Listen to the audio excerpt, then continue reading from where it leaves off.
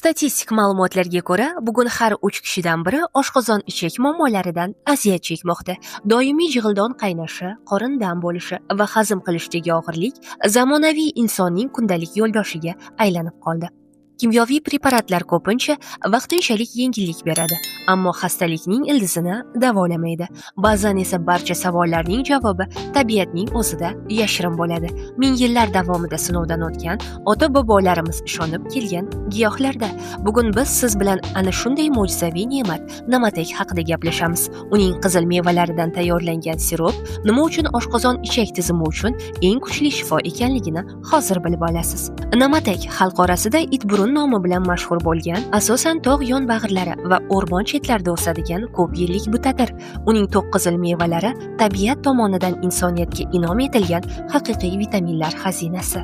Bu o'simlikning shifobaxsh xususiyatlari haqidagi ilk ma'lumotlar qadimgi dunyo tabobatiga borib taqaladi. Buyuk bobo kolonimiz Abu Ali ibn Sino o'z asarlarida namatakning hazm tizimini tartibga solishdagi foydasini alohida e'tirof etgan. Bugungi kunda zamonaviy ilm-fan ham bu an'anaviy tajribani to'liq tasdiqlamoqda.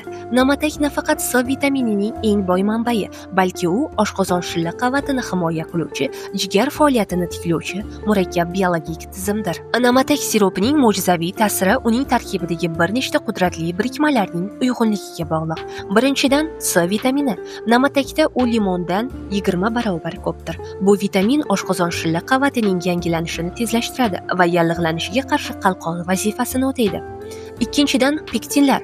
Bu tabiiy yelim modda oshqozon ichak devorlarini mayin qoplab oladi.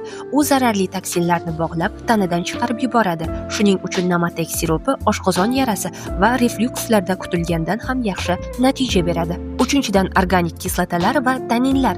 Ular ichakdagi zararli bakteriyalarni jilovlab, foydali mikroflora o'sishiga zamin yaratadi. To'rtinchidan, K vitamini va flavonoidlar. Bular oshqozon devori hujayralarini qayta tiklashda va surunkali yallig'lanishlarni so'ndirishda bevosita ishtirok etadi. Keling, namatak siropi aynan qaysi muammolarni hal qilishini ko'rib chiqamiz. Reflyuks va jig'ildon qaynashi. Ko'pchilik kislotani vaqtinchalik bosuvchi dorilarni ichadi. Namatak siropi esa kislotani shunchaki bosmaydi, balki oshqozon devorini himoya qiluvchi tabiiy parda hosil qiladi. Natijada kislota bo'lsa ham devorga zarar yetkazmaydi. Ikkinchidan, gastrit va yaralar. Pektinlar va C vitamini shikastlangan to'qimalarning tiklanish jarayonini tezlashtiradi. Bir necha haftalik muntazam qabuldan so'ng og'riqlar sezilarli darajada chekinadi.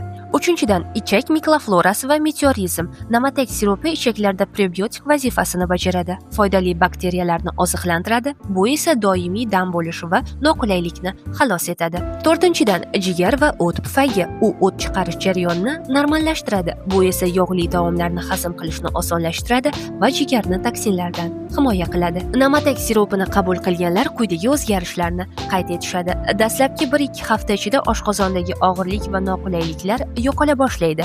Bir oydan so'ng organizmda energiya ortishi, ishtaha yaxshilanishi va hatto yuz terisining tiniqlashishi kuzatiladi. Esda tuting, namatak siropi bu kimyoviy o'chirg'ich emas. U sekin, lekin chuqur va uzoq muddatli shifo beruvchi tabiiy vositadir. U organizmning o'zini o'zi tiklash mexanizmlarini ishga tushiradi.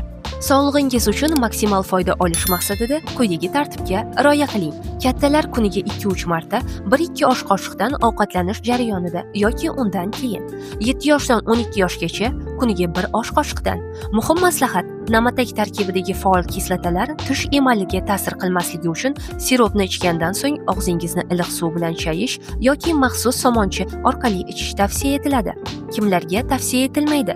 Gastrit va yaralarning o'tkir kuchaygan davrida, qon ivish muammolari bor bemorlarga va homilador ayollarga shifokor maslahatisiz qabul qilish tavsiya etilmaydi. Oshqozon muammolari bu faqatgina noqulaylik emas, bu organizmning menga yordam kerak degan signalidir. Kimyoviy dorilar bilan bu signalni o'chirish mumkin, ammo namatak siropi bilan bu muammoga javob berish va uni ildizidan hal qilish mumkin. Ota-bobolarimiz bejizga bu o'simlikning har bir xonadonida saqlashmagan. Sunnah Products namatak siropi 100% tabiiy, hech qanday kimyoviy qo'shimchalarsiz yuqori sifat nazoratidan o'tgan mahsulotidir. Sog'lig'ingizni tabiatning o'ziga ishonib topshiring. Buyurtma berish uchun video ostidagi havola orqali o'ting. Videoga like bosing va sog'lig'ingizga befarq bo'lmagan yaqinlaringizga ulashing.